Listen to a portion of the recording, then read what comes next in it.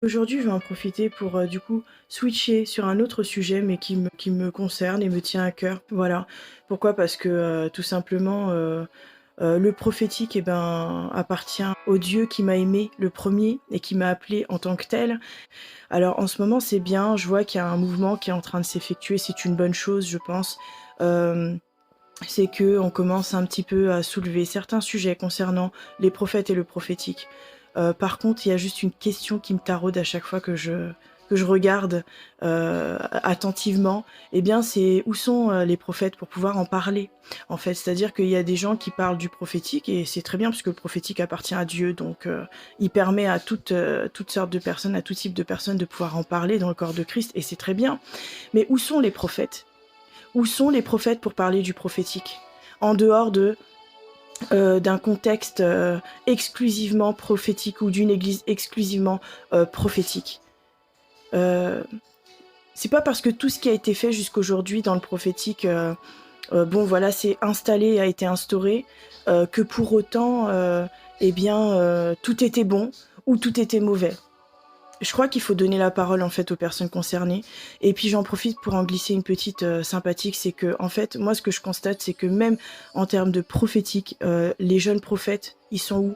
On les critique parce qu'ils sont sur les réseaux. On les critique parce que ils font des lives. Mais elle est où la scène pour pouvoir les accueillir? Elles sont où les écoles de prophètes où c'est pas payant et où on vient juste en fait pour pouvoir apprendre, où on pourrait juste aller apprendre? Voyez, à un moment donné, il va falloir aussi se poser les bonnes questions. Et aujourd'hui, en me permettant de prendre la parole à ce sujet, c'est aussi libérateur pour moi. Parce que j'observe beaucoup de choses d'un point de vue extérieur, bien évidemment. Mais je crois qu'il y a parfois des gens qui font beaucoup plus de mal sur la chair alors qu'ils ont été consacrés prophètes, c'est ça? Je ne sais pas, sacré prophète ou je ne sais pas, je ne connais pas encore les termes. Euh, en tout cas, voilà, moi, ce que je constate, c'est qu'il y a plus de mal qui est fait par des gens qui sont confirmés que par des gens qui sont encore en train de se chercher, encore en train d'apprendre. Mais quoi qu'il en soit, ça, je tiens à le préciser, c'est qu'un aiglon deviendra un aigle. Tout comme un lionceau, c'est un lion caché dans un bébé lion.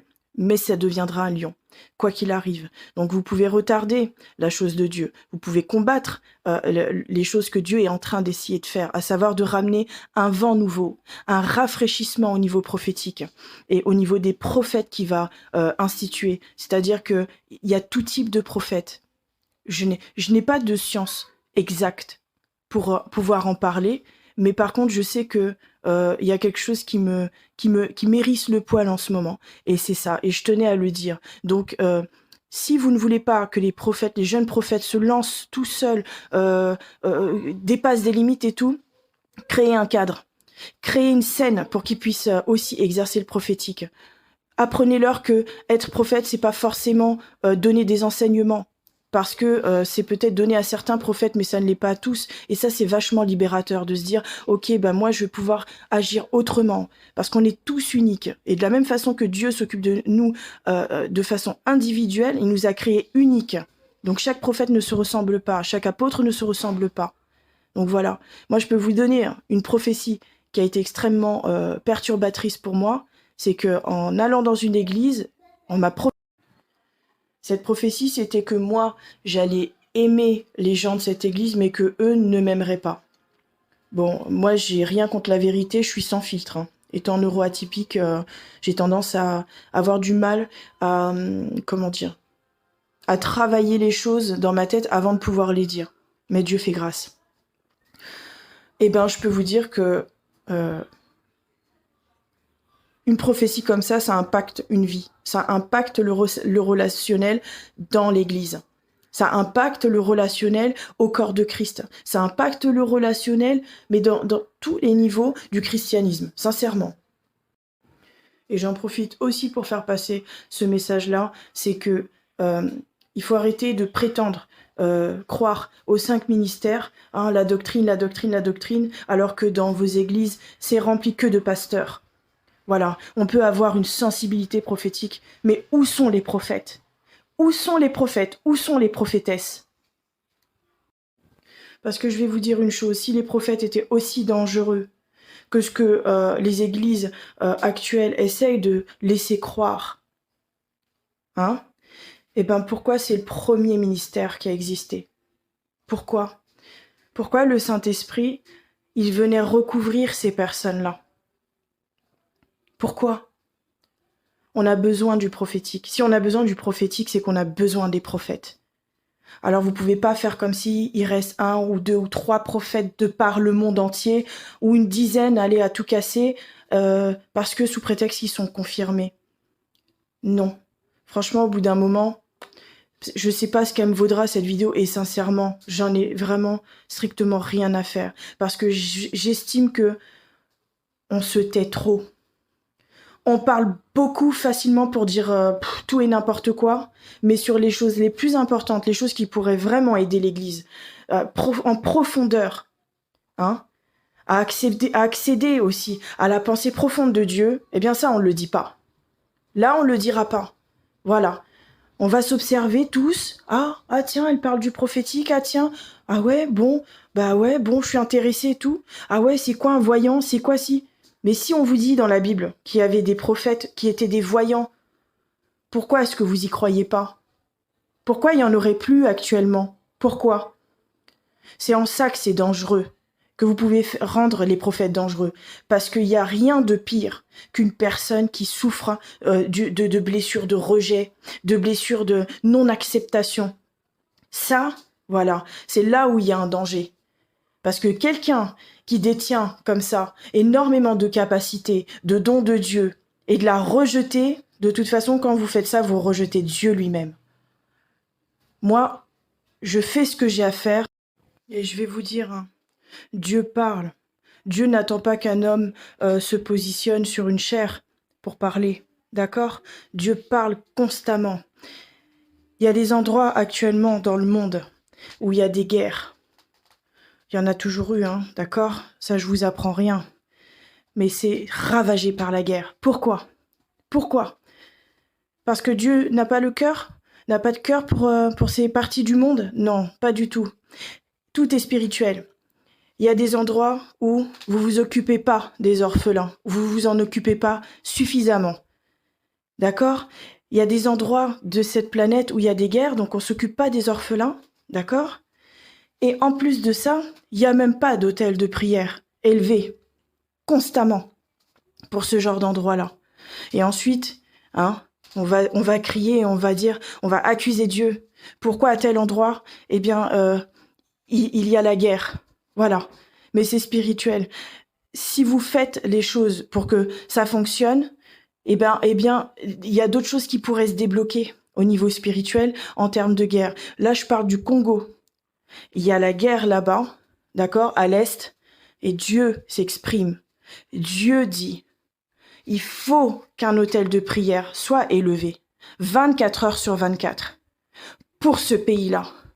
Il faut prendre en charge les orphelins, encore plus que ça ne l'est déjà fait. Et vous voyez, on fait beaucoup de programmes, de prières, de jeûnes, de retraites, hein. Mais Dieu, son cœur, lui, il n'est pas là. Il n'est pas à cet endroit-là. Dieu, ce qu'il veut, c'est qu'on jeûne pour le Congo. C'est qu'on élève un hôtel de prière, 24 heures sur 24, 7 jours sur 7, pour le Congo, pour les pays où il y a de la souffrance.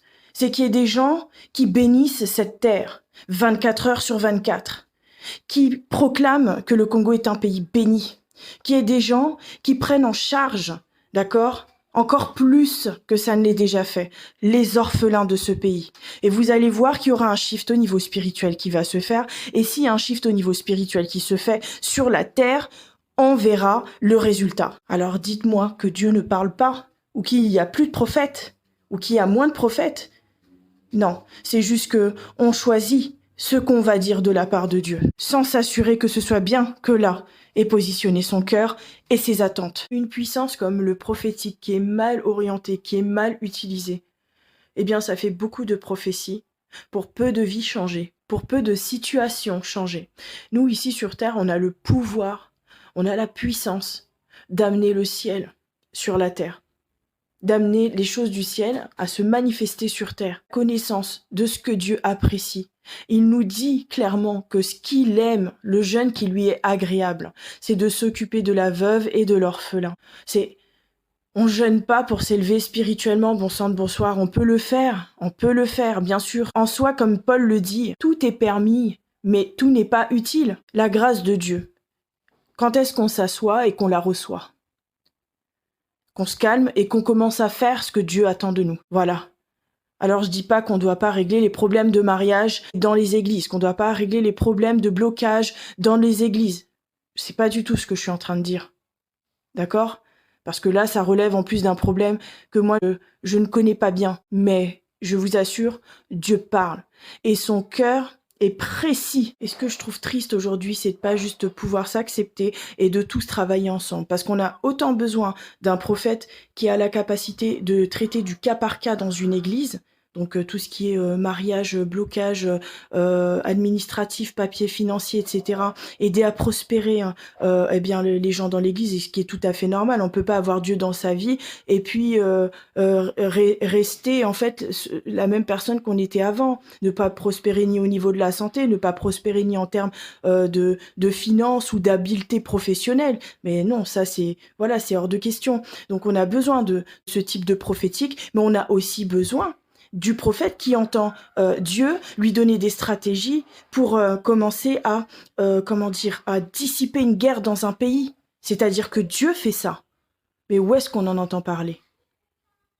Quelques-uns, quoi. Et en plus, j'ai l'impression parfois de regarder les trucs de foot, là, le football, là, les gens qui font des paris, etc. Ouais, moi j'ai parié sur telle équipe, tel machin. Bah, des fois, maintenant, j'ai l'impression, quand je regarde, bah, ça ressemble à ça. Ah oui, il avait prophétisé et tout. Mais prophétiser, c'est pas forcément dire l'avenir. On n'est pas des Nostradamus, quoi. Mais Dieu est souverain, d'accord? Dieu est un ayant tout droit et il utilisera tout ce qu'il y a en sa capacité et qui est infinie pour amener quelqu'un là où il a décidé de l'emmener. Ou d'emmener un pays là où il a décidé d'emmener ce pays. Et j'ai la certitude que pour avoir une église saine et équilibrée, une église qui se tient prête, eh bien il va falloir revoir les fondations de l'amour. Pourquoi? Parce que l'amour, c'est la base même, c'est la puissance, c'est l'essence même de notre Dieu. Quand on aime à la façon de Dieu, on a conscience de la justice. On a conscience de sa sainteté. On a conscience que c'est important de vivre transformé. On a conscience que c'est important de lâcher, d'abandonner le péché. On a conscience de tous les intérêts de Dieu. Et vous voyez, aujourd'hui, même en tant que prophète, on a peur de parler. On a peur, pas de Dieu, hein, même pas du camp ennemi, parce que Dieu, quand il t'atteste que tu es sa bouche autorisée, il n'y a rien dans le monde spirituel qui peut venir en fait interférer bien ce que tu es en train de faire pour Dieu. Donc c'est même pas finalement le diable et sa cohorte là, son armée qui nous fait peur. Eh bien c'est nos semblables. On a peur. Pourquoi? Parce qu'on ne sait pas comment dire les choses. On nous apprend pas en plus. On nous dit qu'il y a du prophétique, qu'il y a des prophètes, mais on nous apprend pas. Donc du coup, qu'est-ce qu'on fait? Généralement, on n'assume pas trop l'appel au début. Ensuite, on essaie de l'esquiver, on fait un peu comme les Jonas, là, on fuit. On atterrit dans une baleine sympathique, voilà. Et on s'y sent bien, donc tranquille. Et au final, on se rend compte que non, parce que quand t'es prophète, Dieu il t'a conçu pour pouvoir parler de sa part. Toi, t'as l'impression qu'il n'y a rien qui est fait, qui est mis en place pour que tu puisses parler. Déjà parce que tu parles pas forcément bien, tu dois très certainement bégayer un peu. Moi, regarde, j'ai un tas de handicaps et tout. Et en plus de ça, forcément, t'as peur parce que dans l'église, ça n'existe pas, t'en vois pas trop. Et quand t'en vois, c'est tout de suite un truc extraordinaire. Ça peut paraître même limite du divertissement, du spectacle, etc. Tu te dis, mais comment je vais atteindre ça, moi? Comment je vais faire ça? Donc on te dit, il y a un processus. Tu dis, ok, je veux suivre le processus. Et là, tu te dis, mais attends, mais il n'y a rien réellement qui est expliqué. Et les affaires de Dieu, elles avancent quand? On fait comment? Dieu nous parle, c'est pas juste pour nous donner des informations comme ça. Parce que pour dire la vérité, un prophète, qu'est-ce qu'il aime? Il aime être avec Dieu. Franchement. Nous, ce qu'on aime finalement, c'est être dans les hauteurs.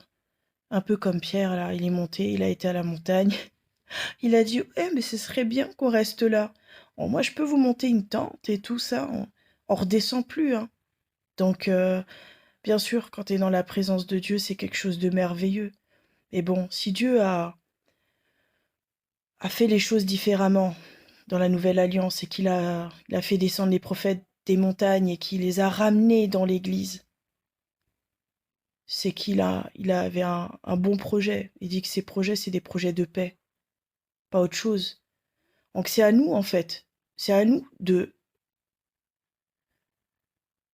en fait, de le laisser être Dieu, en fait, dans nos vies, en tant que croyants, de le laisser être Dieu dans l'Église aussi. D'arrêter de lui imposer comme ça tout le temps plein de choses. Des façons de fonctionner qui fonctionnent pas, là. Là, ça fonctionne plus. Ça a fonctionné pendant longtemps, ça va peut-être encore fonctionner un peu, hein. Ça, lui, il a eu du mal à mourir, hein.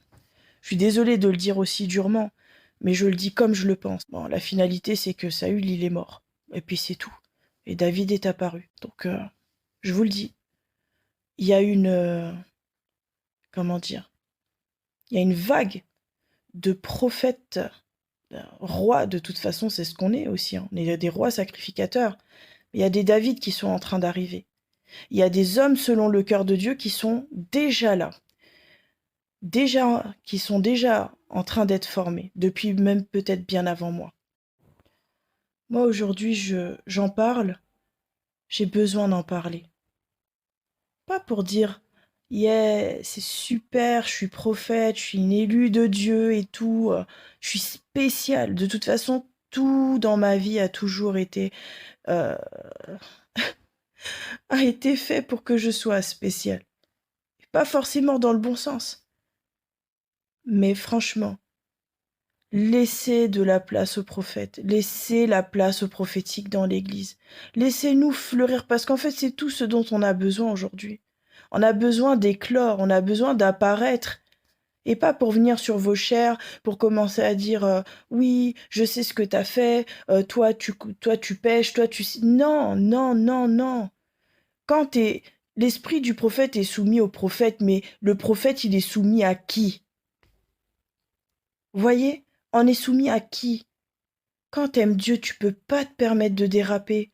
Tu peux pas te permettre de faire partir tout en cacahuète. Pourquoi? Pour un peu d'orgueil mal placé, pour un peu, allez, de richesse, d'offrandes. Franchement, mais avec Dieu, t'as plus que des offrandes. Avec Dieu, t'as plus que des richesses. Avec Dieu, t'as plus que tout ça. Quand t'as Dieu, t'as tout. Quand t'as des acclamations des hommes, les mêmes qui nous rejettent et qui nous reprennent et qui savent pas aimer encore. Ah, l'église existe depuis combien de temps? Moi, j'arrive là, j'arrive dans la place. Et depuis tout ce temps-là, l'amour là, c'est toujours pas instauré. Alors, franchement, non, il faut refaire confiance aux prophétiques, il faut redonner de la place aux prophétiques, il faut redonner de la place aux prophètes dans les églises. Une église qui est... Et en partie, c'est aussi pour ça que je me tiens à l'écart aujourd'hui. Mais en partie, voilà. Moi, j'aime bien être à l'écart. Je vais pas, voilà, on va pas se mentir. En tant que neuroatypique, j'ai besoin de beaucoup de calme. J'ai besoin de beaucoup de solitude. Voilà, mais des fois, j'aime bien être aussi parmi mes frères et sœurs. J'aime beaucoup l'église. J'aime ça.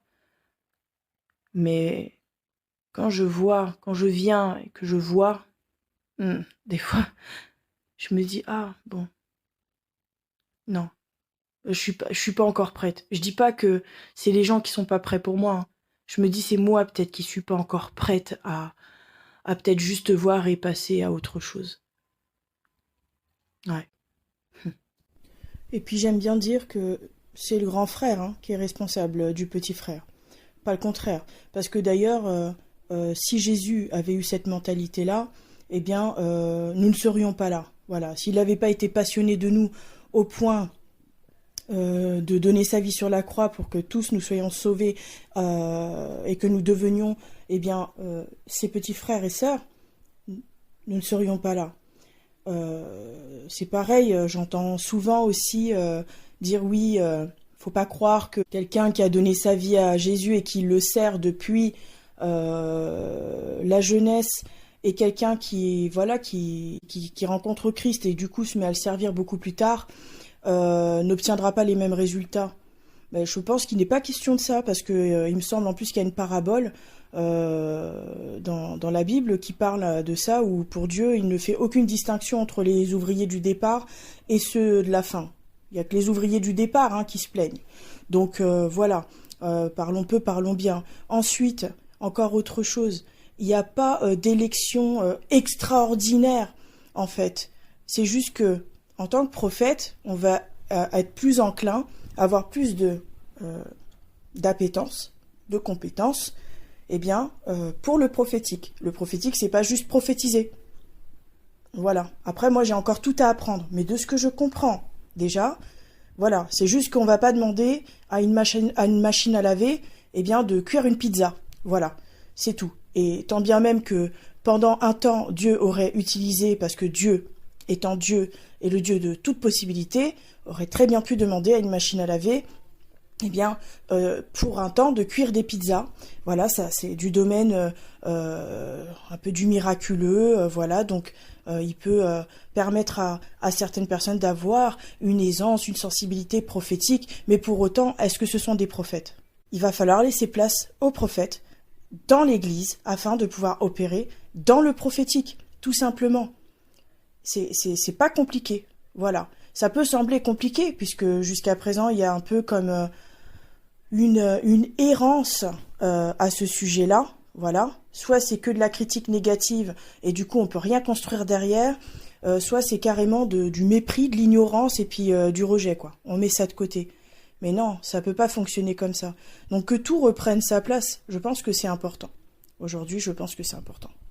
Ce qui est positif dans tout ça, c'est que ça nous donne aussi de nouvelles orientations sur des sujets de prière et de nouvelles façons d'intercéder, parce qu'on doit certes chasser l'esprit de Jézabel, mais il y a aussi l'esprit de Caïn qui a envahi l'Église, l'esprit de Saül et l'esprit d'Éliab.